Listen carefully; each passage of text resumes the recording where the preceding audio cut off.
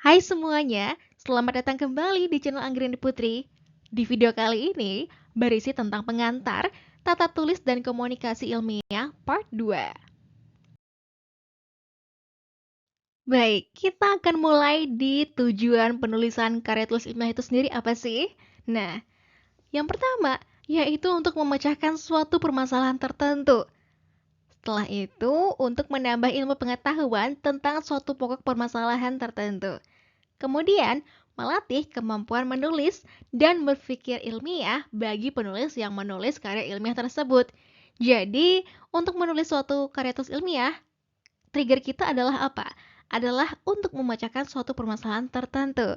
Setelah itu, setelah kita mampu memecahkan masalah, kita bisa mendapatkan ilmu, baik bagaimana caranya untuk menyelesaikan permasalahan tersebut, ataupun penyebabnya. Nah, setelah itu, kita menuliskan nih cara-cara tadi gitu ya. Nah, dengan cara kita menulis dan berpikir gitu ya, itu juga melatih kemampuan kita. Ada pertanyaan, kenapa sih kita perlu repot-repot menulis sebuah karya tulis ilmiah gitu ya? Tujuannya apa? Nah, ini tujuannya penulisan karya tulis ilmiah secara umum. Yang pertama, sebagai wujud menyampaikan ide atau gagasan pada kalangan tertentu. Nah, biasanya ini berupa artikel ya dimuat dalam suatu media massa. Nah, nanti ketika dimuat di media massa akan dibaca oleh kalangan-kalangan tertentu ya. Jadi, masyarakat umum itu dapat membaca pesan-pesan yang disampaikan oleh si penulis ini tadi. Kemudian, untuk memenuhi suatu tugas dalam menyelesaikan masa studinya. Nah, paling tidak nih teman-teman nanti kalau lulus diminta untuk membuat suatu karya tulis ilmiah berupa tugas akhir. Tapi dengar-dengar katanya tugas akhir berupa skripsi gitu ya mau dihapuskan. Nah, tapi tetap aja nanti teman-teman akan menulis gitu ya. Tugas akhir entah berupa jurnal dan lain sebagainya. Yang penting teman-teman siap atau paling tidak ya, teman-teman menggunakan kemampuan ini untuk membuat tugas karena biasanya juga dosen ada yang minta gitu untuk membuat makalah, presentasi, jurnal dan lain sebagainya. Dan teman-teman siap gitu ya. Karya ilmiah juga bertujuan sebagai diskusi terhadap ide atau gagasan dalam pertemuan ilmiah. Nah, seperti seminar atau sejenisnya. Biasanya di teman-teman kenalnya seperti conference gitu ya. Nah, nanti kan biasanya mereka datang ke sana untuk presentasi. Nah, presentasi apa? Yaitu hasil penelitian mereka yang dimuat dalam suatu karya tulis ilmiah berupa paper atau jurnal. Nah, nanti presentasi, kemudian ada diskusi di sana gitu. Selain itu, karya tulis ilmiah juga bertujuan untuk perlombaan. Nah, biasanya ada nih sering diadakan sayembara untuk penulisan karya tulis ilmiah atau paling tidak lomba esai gitu ya. Teman-teman sering dengar ya? Nah, itu salah satu contoh perlombaan karya tulis ilmiah. Kemudian, untuk melatih menuangkan ide dan hasil penelitian kita dalam suatu yang metodologis dan sistematis. Jadi berurutan gitu ya. Bagaimana membuat latar belakang, pembahasan, kemudian diakhiri dengan kesimpulan dan saran. Yang selanjutnya yaitu menjadi wahana transformasi pengetahuan antara sekolah dan masyarakat. Masih dalam tujuan kepenulisan karya tulis ilmiah, yaitu untuk melatih keterampilan dasar dalam melakukan penelitian secara benar dan teratur. Karena apa? Karena karya tulis ilmiah juga berdasarkan fakta-fakta yang ada di lapangan, jadi harus benar ya. Dan sistematis, artinya juga teratur. Kemudian, melatih keterampilan dan kemampuan dasar untuk melaksanakan penelitian yang hasilnya dapat dipertanggungjawabkan. Nah, dengan ini teman-teman tahu ya nanti bagaimana sih menghindari plagiarisme atau juga melakukan kutipan gitu ya. Bagaimana sih sebenarnya yang diperbolehkan gitu. Sumber pengetahuan yang berguna bagi orang-orang yang membacanya. Ya, karena karya tulis ilmiah itu isinya tadi ya merupakan suatu pemecahan dari sebuah permasalahan. Nah, jadi sehingga kita yang membacanya dapat insight nih dari karya tulis ilmiah yang kita baca. Kemudian, menumbuhkan etos ilmiah dalam kalangan mahasiswa. Ya, setidaknya mahasiswa diminta untuk menerbitkan atau melakukan penulisan terhadap karya tulis ilmiah gitu. Tadi kita membahas tentang tujuannya, sedangkan bagaimana dengan fungsi karya tulis ilmiah itu sendiri? Yang pertama, karya ilmiah itu fungsinya sebagai bahan rujukan atau biasa disebut dengan referensi ya, untuk persiapan dalam penulisan karya tulis ilmiah maupun kegiatan yang bersifat ilmiah. Biasanya, teman-teman perlu mengadakan literatur review. Nah, literatur review itu didapat dari karya tulis ilmiah. Selanjutnya, karya ilmiah berfungsi sebagai fungsi edukatif, artinya mengajarkan. Tadi ya, teman-teman membuat karya tulis ilmiah itu tujuannya untuk menyelesaikan suatu permasalahan. Nah, sehingga insight dari karya tulis teman-teman bisa teman-teman siarkan gitu ya ke orang-orang lain dan jadinya sebagai fungsi edukasi. Oke, karya ilmiah juga berfungsi sebagai fungsi sentral. Maksudnya, yaitu bahwa karya ilmiah mampu memperluas wawasan kepada masyarakat umumnya dalam perkembangan ilmu. Sebab, dalam karya ilmiah, orang bebas menyampaikan ide atau gagasan pada kalangan tertentu dan masyarakat luas. Lalu bagaimana dengan syarat-syaratnya sehingga karya tulis tersebut bisa disebut dengan karya tulis ilmiah? Yang pertama, yaitu komunikatif. Artinya, harus disampaikan dengan uraian yang mudah dipahami pembaca, baik dari segi tata bahasa maupun kalimatnya. Misalnya, suatu karya itu ingin dipublikasikan di ranah internasional. Biasanya menggunakan bahasa Inggris ya, kalau target pembacanya itu internasional. Kalau misalnya target pembacanya nasional ya di Indonesia, bisa menggunakan bahasa Indonesia yang baik dan yang benar gitu. Atau misalnya di Prancis gitu ya, pasti akan menggunakan bahasa yang dipahami oleh masyarakat targetnya gitu. Kemudian bersifat denotatif, yang artinya dalam penyusunan kata dan kalimat penulisan harus dilandasi metode dan sistematika yang teratur agar tidak menimbulkan penafsiran ganda bagi pembacanya. Jadi jelas ya, dijelaskan gitu. Maksudnya apa sih gitu. Jadi sehingga tidak ada penafsiran yang berbeda antara satu pembaca dengan pembaca yang lain. Denotatif artinya kita jelaskan di awal. Maksudnya singkatan dia bikin akronim itu singkatannya apa sih? Nah, itu dijelaskan di awal gitu ya. Kemudian, bernalar artinya sistematis dan terdapat kohesi dan koherensi, sesuai ya, berurutan gitu. Sesuai dengan metode ilmiah yang berlaku. Diungkapkan secara objektif ya, tidak secara subjektif atau menggunakan bias kita sendiri-sendiri ya. Dan isi yang dipaparkan dalam tulisan bisa dipertanggungjawabkan kebenarannya, karena tadi berdasarkan fakta. Ekonomis, maksudnya kata atau kalimat dalam penulisan suatu karya tulis ilmiah hendaknya diseleksi terlebih dahulu gitu.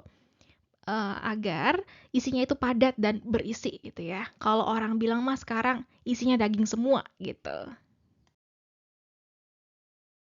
Syarat penulisan karya tulis ilmiah yang lain berdasarkan landasan teori yang kuat. Artinya, ditulis tidak secara asal-asalan, tetapi harus disertai dengan teori-teori maupun pendapat para ahli terpercaya, sehingga kita dapat mempertanggungjawabkan kebenarannya, karena teori tersebut telah teruji kebenarannya. Relevan dengan ilmu tertentu. Maksudnya, harus dilandasi dengan ilmu yang relevan. Kalau kita mau bahas tentang kedokteran, ya pasti literatur review atau sumber-sumber yang kita gunakan akan relate ke bagian kedokteran juga, atau yang berhubungan. Karena dalam suatu penulisan karya ilmiah, si penulis harus menguasai apa yang akan ditulisnya. Kemudian, berdasarkan sumber yang mutakhir. Artinya, harus menggunakan landasan teori yang mutakhir yang mana sumber tersebut dapat dijadikan penopang dalam suatu karya. Ya, dapat dipertanggungjawabkan, maksudnya sumber-sumber dari karya tersebut baik buku, data, ataupun kutipan, ataupun berbagai acuan yang digunakan penulis harus dapat dipertanggungjawabkan dan kita dapat menyebutkan secara jelas ya dari mana sumber tersebut kita kutip. Syarat penulisan karya tulis ilmiah yang lain yaitu menggunakan bahasa yang efektif. Maksudnya, harus disertai dengan kaidah bahasa yang sesuai dengan bidang ilmu yang ditulisnya. Kalau misalnya ilmu kedokteran, ya sesuaikan dengan bidang ilmu kedokteran. Kalau misalnya sastra Arab atau sastra Inggris, juga akan berbeda ya. Jadi disesuaikan dengan bidang ilmu yang ditulisnya. Kemudian, apa yang dikemukakan penulis harus dapat dimasukkan ke dalam bidang ilmu tertentu. Misal, saya ingin membuat karya tulis tentang sistem antrian. Apakah lebih masuk ke bagian manajemen atau di bagian teknik industri? Teknik industri bagian mananya lagi gitu ya? Manajemen operasi atau manufacturing atau ergonomi gitu. Nah, yang selanjutnya, tanpa unsur plagiat. Maksudnya harus bebas dari unsur menjiplak karya orang lain. Oke, berdasarkan pengalaman sendiri yang didapat melalui penelitian maupun pengalaman. Dan apabila teman-teman ingin mengutip ya pendapat orang lain kayaknya bagus deh. Gitu. Terus teman-teman pengen masukin ke dalam karya tulis teman-teman. Maka harus disertai dengan sumber kutipannya, literasinya gitu ya. Disadur dari mana ini gitu. Logis. Artinya harus runtut ya dalam penjelasan baik dari data maupun informasi yang didapat ya, sesuai dengan logika pemikiran suatu ilmu yang ada. Objektif berarti adanya kesesuaian antara data dan informasi yang disajikan ya dengan fakta yang ada di lapangan. Selanjutnya, sistematis. Artinya, dalam penyajian data maupun informasi yang kita dapatkan dari hasil penelitian atau kajian harus berurutan, sesuai dengan pola pikir teratur, konsisten, dan berkelanjutan. Ya, dimulai ya kalau teman-teman bikin karya tulis, dimulai dari research questions, kemudian teman-teman buat latar belakang, tujuannya, kemudian pembahasan, sampai nanti di kesimpulan. Andal. Berarti informasi maupun data yang disajikan dalam suatu karya tulis ilmiah harus terbukti kebenarannya. Desain. Maksudnya perlu didahului dengan tahap perencanaan dan perancangan awal terlebih dahulu agar dalam kegiatan pengumpulan data dan informasi yang didapat dapat terlaksana sesuai dengan metode dan rancangan yang tepat sesuai dengan yang diinginkan. Biasanya sih teman-teman kalau misalnya ingin melakukan penelitian, teman-teman bikin proposal penelitiannya dulu gitu ya, atau bikin kerangkanya seperti apa, sehingga teman-teman punya guidance dalam membuat karya tulis ilmiah. Akumulatif, berarti sumber yang digunakan terpercaya dan terjamin kebenaran serta keberadaannya. Setelah membahas tentang tujuan, fungsi, maupun syarat karya tulis ilmiah, lalu kita mengenal jenis-jenis karya tulis ilmiah itu seperti apa aja sih? Nah, yang pertama ada artikel. Dalam istilah jurnalistik, artikel adalah tulisan berisi pendapat subjektif penulisnya tentang suatu masalah atau peristiwa.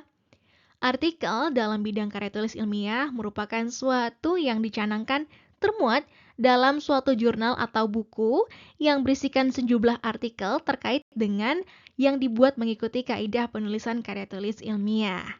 Artikel ilmiah didapat dari suatu pemikiran serta kajian pustaka atau hasil pengembangan proyek.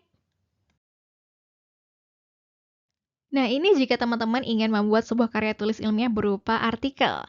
Sistematikanya seperti ini. Dimulai dari judul, kemudian ada nama penulis yang tanpa gelar akademik. Tadi teman-teman lihat ya di contohnya, tanpa gelar akademik. Kemudian abstrak yang berisi tentang ringkasan tulisan, yaitu berisi tentang gambaran umum dari artikel yang teman-teman buat. Kemudian ada kata kunci yang biasanya berisi dari 3-5 keywords. Pendahuluan, yang berisi tentang latar belakang masalah dan rumusan singkat ya. Kalau rumusan singkat biasanya terdiri 1-2 kalimat pokok bahasan ya. Pokok bahasan tujuannya. Kemudian ada kerangka teori atau kajian teori. Ya, ini adalah dasar teori yang dijadikan acuan teman-teman. Kenapa teman-teman membahas topik tersebut. Kemudian pembahasan. Nah, isinya adalah penulis di sini mengupas suatu masalah dengan pendirian yang kuat dan dianalisis secara mendalam. Juga memuat argumen, komparasi, sikap dan keputusan-keputusan penulis.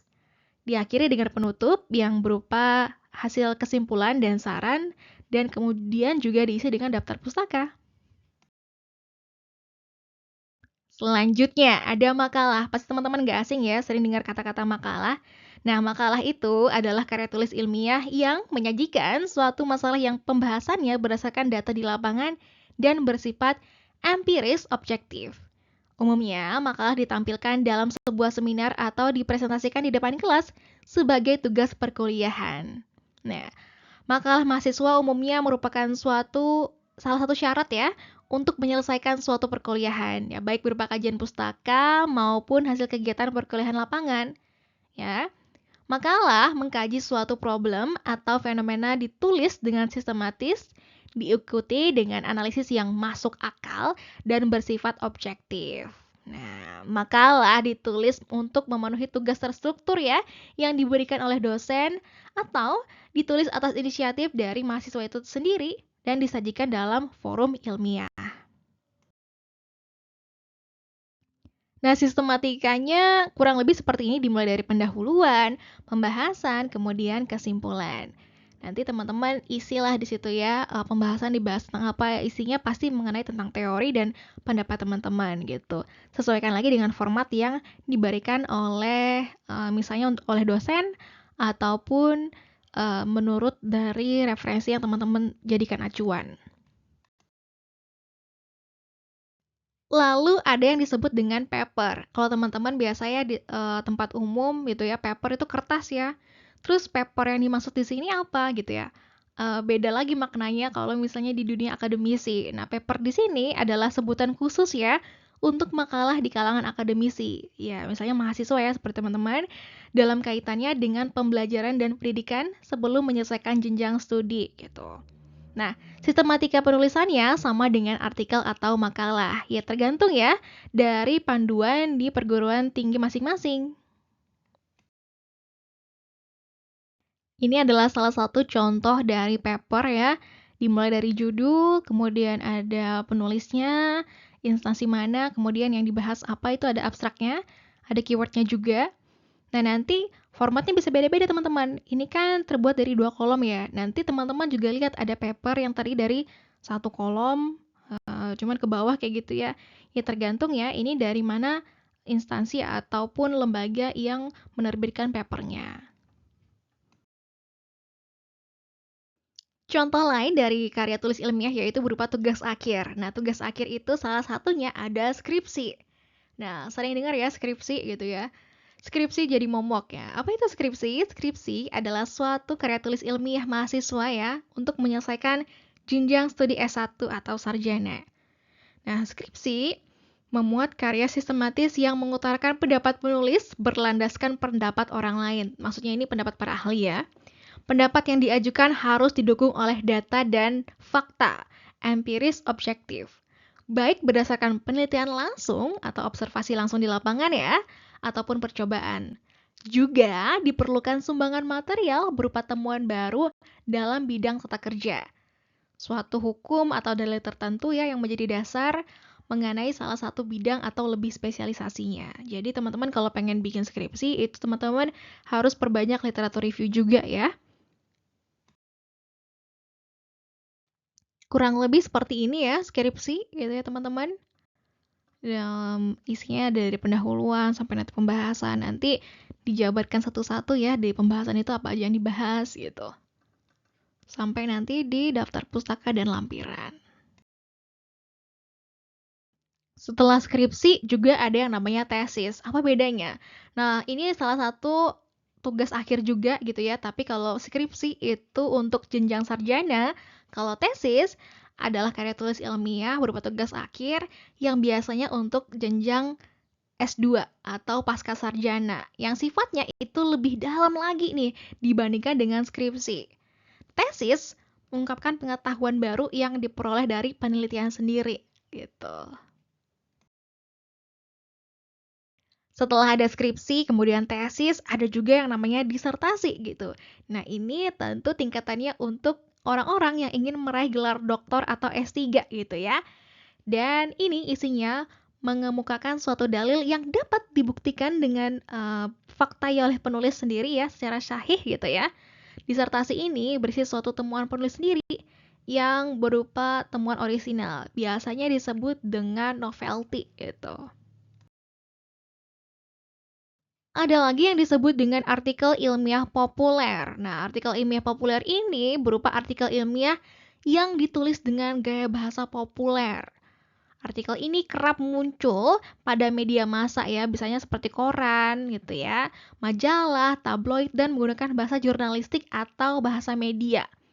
Berbeda dengan artikel ilmiah populer tidak terkait secara ketat ya dengan aturan penulisan ilmiah. Artikel ilmiah ditulis bersifat umum dan untuk konsumsi publik. Disebut ilmiah populer karena ditulis tidak untuk kebutuhan akademik, namun untuk dalam tanda kutip disampaikan kepada khalayak melalui media massa.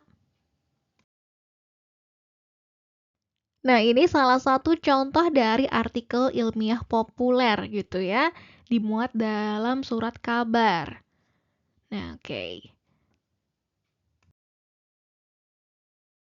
Nah, tadi kita membahas tentang karya tulis ilmiah tugas akhir itu apa aja sih gitu ya.